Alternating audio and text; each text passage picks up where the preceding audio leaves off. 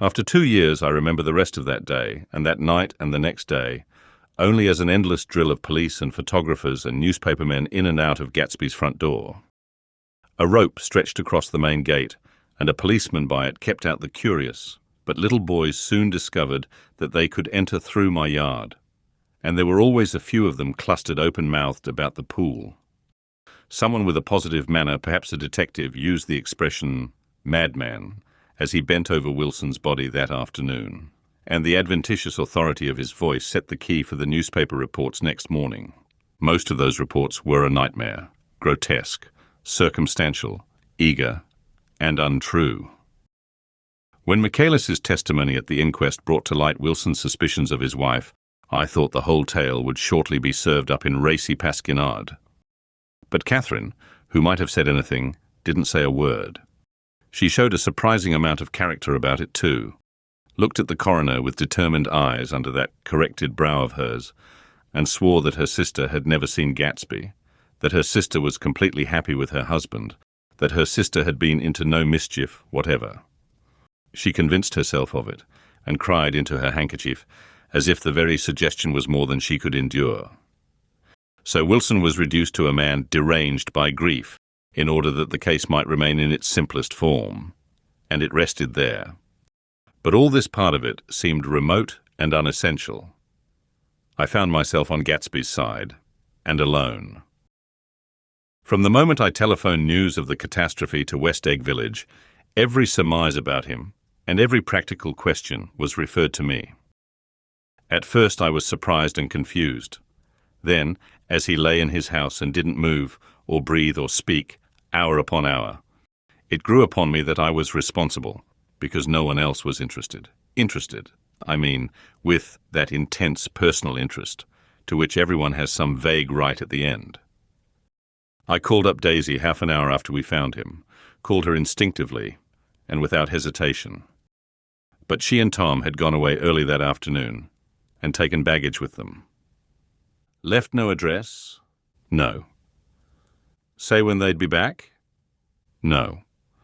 Any idea where they are? How I could reach them? I don't know. Can't say.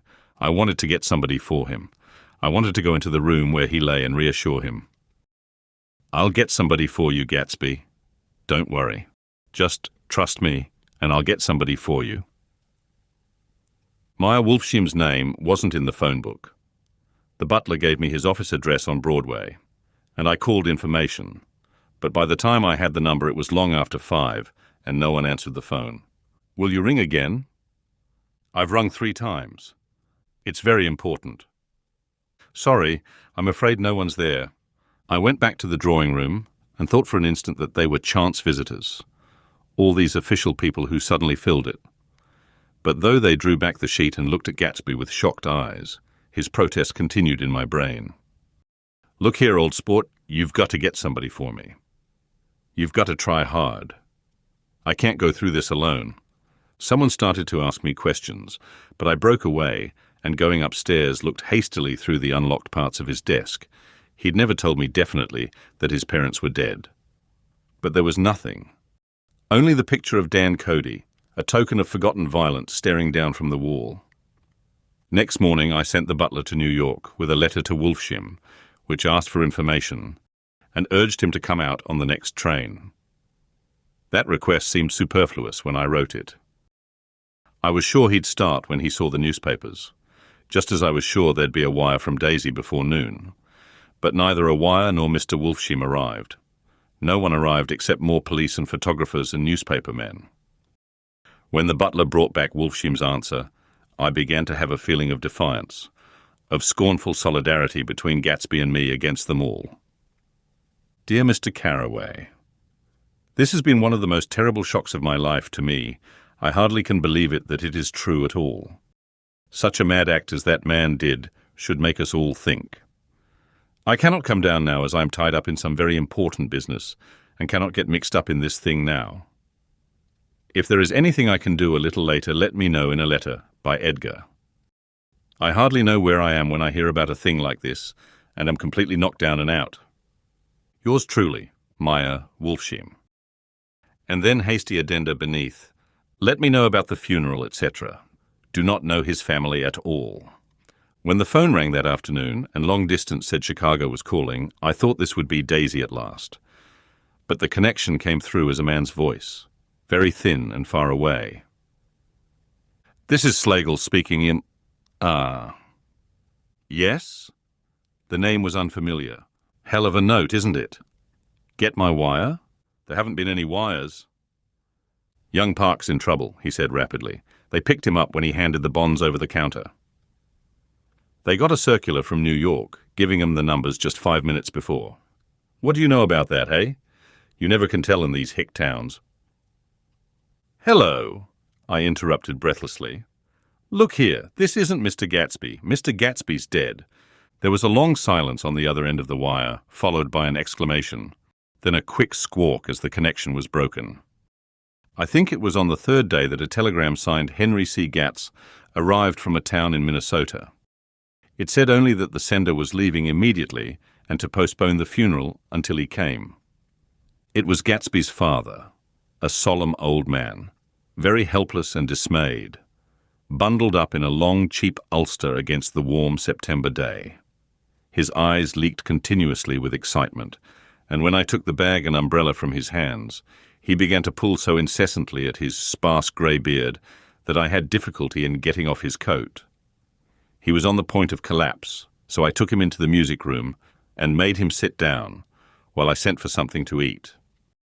But he wouldn't eat, and the glass of milk spilled from his trembling hand. I saw it in the Chicago newspaper, he said. It was all in the Chicago newspaper. I started right away. I didn't know how to reach you. His eyes, seeing nothing, moved ceaselessly about the room. It was a madman, he said. He must have been mad. Wouldn't you like some coffee? I urged him. I don't want anything. I'm all right now, Mr. Carraway. Well, I'm all right now. Where have they got Jimmy? I took him into the drawing room where his son lay and left him there. Some little boys had come up on the steps and were looking into the hall. When I told them who had arrived, they went reluctantly away. After a little while, Mr. Gatz opened the door and came out, his mouth ajar, his face flushed slightly, his eyes leaking isolated and unpunctual tears. He had reached an age where death no longer has the quality of ghastly surprise, and when he looked around him now for the first time and saw the heightened splendor of the hall and the great rooms opening out from it into other rooms, his grief began to be mixed with an awed pride. I helped him to a bedroom upstairs. While he took off his coat and vest, I told him that all arrangements had been deferred until he came. I didn't know what you'd want, Mr. Gatsby. Gatz is my name. Mr. Gatz. I thought you might want to take the body west. He shook his head. Jimmy always liked it better down east. He rose up to his position in the east. Were you a friend of my boy's, Mr. Ian? We were close friends. He had a big future before him, you know.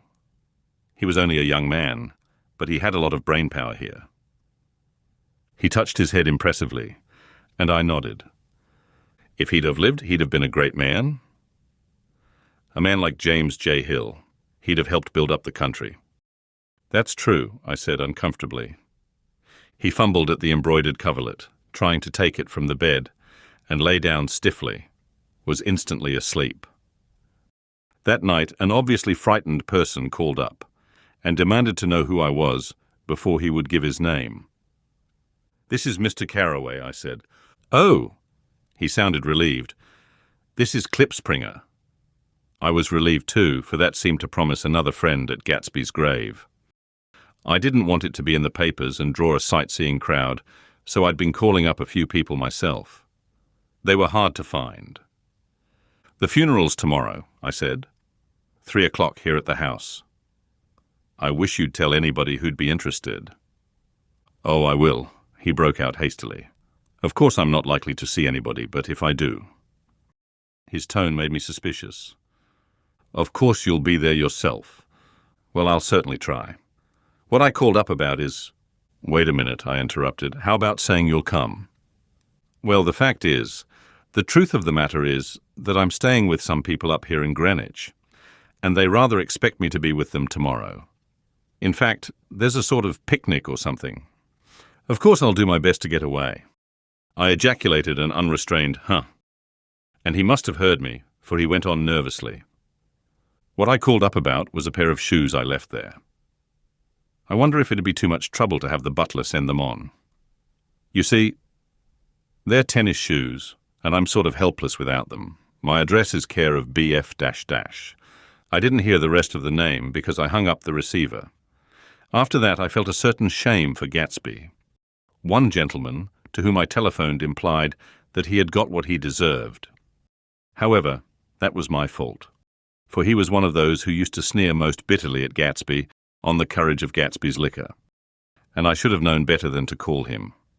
The morning of the funeral, I went up to New York to see Meyer Wolfsheim. I couldn't seem to reach him any other way. The door that I pushed open, on the advice of an elevator boy, was marked the Swastika Holding Company, and at first there didn't seem to be anyone inside. But when I'd shouted hello several times in vain, an argument broke out behind a partition, and presently a lovely Jewess appeared at an interior door and scrutinized me with black hostile eyes. "Nobody's in," she said. "Mr. Wolfsheim's gone to Chicago." The first part of this was obviously untrue, for someone had begun to whistle The Rosary tunelessly inside. "Please say that Mr. Carraway wants to see him." I can't get him back from Chicago, can I? At this moment a voice, unmistakably Wolfsheim's, called Stella from the other side of the door. "Leave your name on the desk," she said quickly. "I'll give it to him when he gets back." "But I know he's there." She took a step toward me and began to slide her hands indignantly up and down her hips. "You young men think you can force your way in here any time," she scolded. "We're getting sick and tired of it. When I say he's in Chicago, he's in Chicago." I mentioned Gatsby. "Oh, who?" She looked at me over again. "Will you just— what was your name?" She vanished. In a moment, Meyer Wolfsheim stood solemnly in the doorway, holding out both hands. He drew me into his office, remarking in a reverent voice that it was a sad time for all of us, and offered me a cigar. "My memory goes back to when first I met him," he said. "A young major just out of the army and covered over with medals he got in the war. He was so hard up he had to keep on wearing his uniform because he couldn't buy some regular clothes.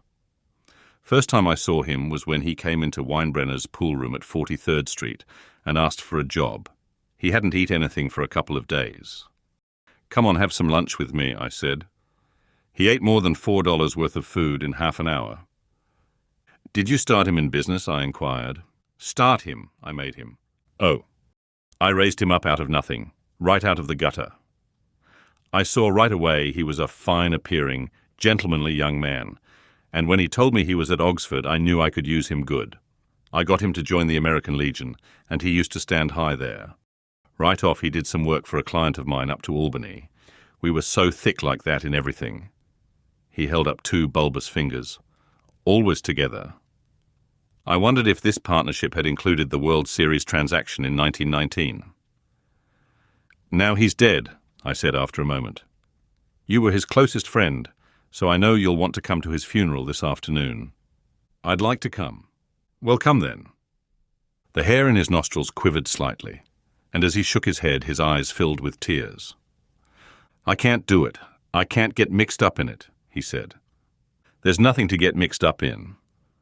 It's all over now. When a man gets killed, I never like to get mixed up in it in any way. I keep out. When I was a young man, it was different. If a friend of mine died, no matter how, I stuck with them to the end. You may think that's sentimental, but I mean it, to the bitter end. I saw that for some reason of his own, he was determined not to come, so I stood up. "Are you a college man?" he inquired suddenly. For a moment I thought he was going to suggest a connection, but he only nodded and shook my hand. "Let us learn to show our friendship for a man when he is alive and not after he is dead," he suggested. "After that, my own rule is to let everything alone." When I left his office, the sky had turned dark and I got back to West Egg in a drizzle. After changing my clothes, I went next door and found Mr. Gatz walking up and down excitedly in the hall. His pride in his son, and in his son's possessions, was continually increasing, and now he had something to show me. Jimmy sent me this picture. He took out his wallet with trembling fingers. Look there.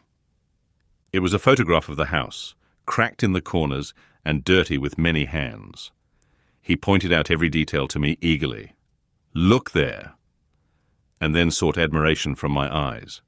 He had shown it so often that I think it was more real to him now than the house itself. Jimmy sent it to me. I think it's a very pretty picture. It shows up well. Very well. Had you seen him lately? He come out to see me 2 years ago and bought me the house I live in now. Of course we was broke up when he run off from home, but I see now there was a reason for it. He knew he had a big future in front of him. And ever since he made a success, he was very generous with me. He seemed reluctant to put away the picture, held it for another minute, lingeringly before my eyes. Then he returned the wallet and pulled from his pocket a ragged old copy of a book called Hopalong Cassidy. Look here, this is a book he had when he was a boy. It just shows you. He opened it at the back cover and turned it around for me to see. On the last flyleaf was printed the word schedule, and the date, September 12th, 1906, and underneath, rise from bed. 6 a.m. dumbbell exercise and wall scaling, 6:15 to 6:30, a.m. study electricity, etc. 7:15 to 8:15, a.m. work, 8:30 to 4:30 p.m. baseball and sports, 4:30 to 5 p.m. practice elocution, poise, and how to attain it, 5 to 6 p.m. study needed inventions, 7 to 9 p.m. general resolves, no wasting time at shafters or a name indecipherable, no more smoking or chewing, bath every other day, read one improving book or magazine per week, save $5 per week, be better to parents. I came across this book by accident, said the old man. It just shows you, don't it? It just shows you. Jimmy was bound to get ahead. He always had some resolves like this or something. Do you notice what he's got about improving his mind? He was always great for that. He told me I ate like a hog once and I beat him for it. He was reluctant to close the book, reading each item aloud and then looking eagerly at me. I think he rather expected me to copy down the list for my own use. A little before 3, the Lutheran minister arrived from Flushing, and I began to look involuntarily out the windows for other cars. So did Gatsby's father. And as the time passed and the servants came in and stood waiting in the hall, his eyes began to blink anxiously, and he spoke of the rain in a worried, uncertain way. The minister glanced several times at his watch, so I took him aside and asked him to wait for half an hour. But it wasn't any use. Nobody came. About 5 o'clock, our procession of 3 cars reached the cemetery and stopped in a thick drizzle beside the gate. First a motor hearse, horribly black and wet. Then Mr. Gatz and the minister and me in the limousine, and a little later 4 or 5 servants, and the postman from West Egg in Gatsby's station wagon, all wet to the skin. As we started through the gate into the cemetery, I heard a car stop, and then the sound of someone splashing after us over the soggy ground. I looked around. It was the man with owl-eyed glasses whom I had found marvelling over Gatsby's books in the library one night, 3 months before. I'd never seen him since then. I don't know how he knew about the funeral or even his name. The rain poured down his thick glasses, and he took them off and wiped them to see the protecting canvas unrolled from Gatsby's grave. I tried to think about Gatsby then for a moment, but he was already too far away, and I could only remember without resentment that Daisy hadn't sent a message or a flower. Dimly I heard someone murmur, "Blessed are the dead that the rain falls on," and then the owl-eyed man said, "Amen to that," in a brave voice. We straggled down quickly through the rain to the cars. Owl Eyes spoke to me by the gate. "I couldn't get to the house," he remarked. "Neither could anybody else." "Go on," he started. "Why, my God, they used to go there by the hundreds." He took off his glasses and wiped them again, outside and in. "The poor son of a bitch," he said. One of my most vivid memories is of coming back west from prep school and later from college at Christmas time. Those who went farther than Chicago would gather in the old dim Union Station at 6 o'clock of a December evening, with a few Chicago friends, already caught up into their own holiday gaieties, to bid them a hasty goodbye. I remember the fur coats of the girls returning from Miss This or That's, and the chatter of frozen breath, and the hands waving overhead as we caught sight of old acquaintances, and the matchings of invitations. Are you going to the Ordways, the Herseys, the Schultzes, and the long green tickets clasped tight in our gloved hands? And last, the murky yellow cars of the Chicago, Milwaukee, and St. Paul Railroad, looking cheerful as Christmas itself on the tracks beside the gate.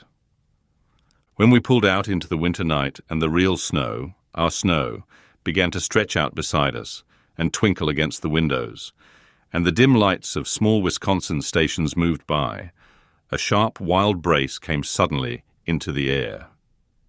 We drew in deep breaths of it as we walked back from dinner through the cold vestibules, unutterably aware of our identity with this country for one strange hour, before we melted indistinguishably into it again. That's my Middle West, not the wheat or the prairies or the lost Swede towns, but the thrilling returning trains of my youth, and the street lamps and sleigh bells in the frosty dark, and the shadows of holly wreaths thrown by lighted windows on the snow. I am part of that, a little solemn with the feel of those long winters, a little complacent from growing up in the Caraway house in a city where dwellings are still called through decades by a family's name. I see now that this has been a story of the West, after all. Tom and Gatsby, Daisy and Jordan and I were all Westerners, and perhaps we possessed some deficiency in common, which made us subtly unadaptable to Eastern life. Even when the East excited me most, even when I was most keenly aware of its superiority to the bored, sprawling, swollen towns beyond the Ohio, with their interminable inquisitions which spared only the children and the very old, even then it had always for me a quality of distortion. West Egg, especially, still figures in my more fantastic dreams. I see it as a night scene by El Greco, 100 houses, at once conventional and grotesque, crouching under a sullen, overhanging sky and a lustreless moon. In the foreground, 4 solemn men in dress suits are walking along the sidewalk, with a stretcher on which lies a drunken woman in a white evening dress. Her hand, which dangles over the side, sparkles cold with jewels. Gravely the men turn in at a house, the wrong house, but no one knows the woman's name, and no one cares. After Gatsby's death, the East was haunted for me like that, distorted beyond my eyes' power of correction. So when the blue smoke of brittle leaves was in the air and the wind blew the wet laundry stiff on the line, I decided to come back home. There was one thing to be done before I left, an awkward, unpleasant thing that perhaps had better have been let alone. But I wanted to leave things in order, and not just trust that obliging and indifferent sea to sweep my refuse away. I saw Jordan Baker and talked over and around what had happened to us together, and what had happened afterward to me, and she lay perfectly still, listening, in a big chair. She was dressed to play golf, and I remember thinking she looked like a good illustration, her chin raised a little jauntily, her hair the color of an autumn leaf, her face the same brown tint as the fingerless glove on her knee. When I had finished, she told me without comment that she was engaged to another man. I doubted that, though there were several she could have married at a nod of her head. But I pretended to be surprised. For just a minute I wondered if I wasn't making a mistake. Then I thought it all over again quickly and got up to say goodbye. "Nevertheless, you did throw me over," said Jordan suddenly. "You threw me over on the telephone. I don't give a damn about you now, but it was a new experience for me, and I felt a little dizzy for a while." We shook hands. "Oh, and do you remember," she added, "a conversation we had once about driving a car?" "Why, not exactly." "You said a bad driver was only safe until she met another bad driver." "Well, I met another bad driver, didn't I? I mean, it was careless of me to make such a wrong guess. I thought you were rather an honest, straightforward person. I thought it was your secret pride." "I'm 30, I said. "I'm 5 years too old to lie to myself and call it honor." She didn't answer. Angry, and half in love with her, and tremendously sorry, I turned away. One afternoon late in October, I saw Tom Buchanan. He was walking ahead of me along Fifth Avenue in his alert, aggressive way, his hands out a little from his body as if to fight off interference, his head moving sharply here and there, adapting itself to his restless eyes. Just as I slowed up to avoid overtaking him, he stopped and began frowning into the windows of a jewelry store. Suddenly he saw me and walked back, holding out his hand. "What's the matter, Nick? Do you object to shaking hands with me? Yes, you know what I think of you." "You're crazy, Nick," he said quickly. "Crazy as hell. I don't know what's the matter with you." "Tom," I inquired, "what did you say to Wilson that afternoon?" He stared at me without a word, and I knew I had guessed right about those missing hours. I started to turn away, but he took a step after me and grabbed my arm. "I told him the truth," he said. He came to the door while we were getting ready to leave, and when I sent down word that we weren't in, he tried to force his way upstairs. He was crazy enough to kill me if I hadn't told him who owned the car. His hand was on a revolver in his pocket every minute he was in the house. He broke off defiantly. What if I did tell him? That fellow had it coming to him. He threw dust into your eyes, just like he did in Daisy's, but he was a tough one. He ran over Myrtle like you'd run over a dog and never even stopped his car. There was nothing I could say, except the one unutterable fact that it wasn't true. And if you think I didn't have my share of suffering, look here, when I went to give up that flat and saw that damn box of dog biscuits sitting there on the sideboard, I sat down and cried like a baby. By God, it was awful. I couldn't forgive him or like him, but I saw that what he had done was, to him, entirely justified. It was all very careless and confused. They were careless people, Tom and Daisy. They smashed up things and creatures, and then retreated back into their money or their vast carelessness, or whatever it was that kept them together, and let other people clean up the mess they had made. I shook hands with him. It seemed silly not to, for I felt suddenly as though I were talking to a child. Then he went into the jewelry store to buy a pearl necklace, or perhaps only a pair of cuff buttons, rid of my provincial squeamishness forever. Gatsby's house was still empty when I left. The grass on his lawn had grown as long as mine. One of the taxi drivers in the village never took a fare past the entrance gate without stopping for a minute and pointing inside. Perhaps it was he who drove Daisy and Gatsby over to East Egg the night of the accident, and perhaps he had made a story about it all his own. I didn't want to hear it, and I avoided him when I got off the train.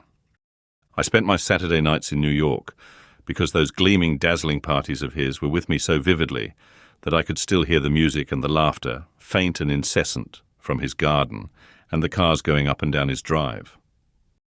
One night I did hear a material car there and saw its lights stop at his front steps, but I didn't investigate.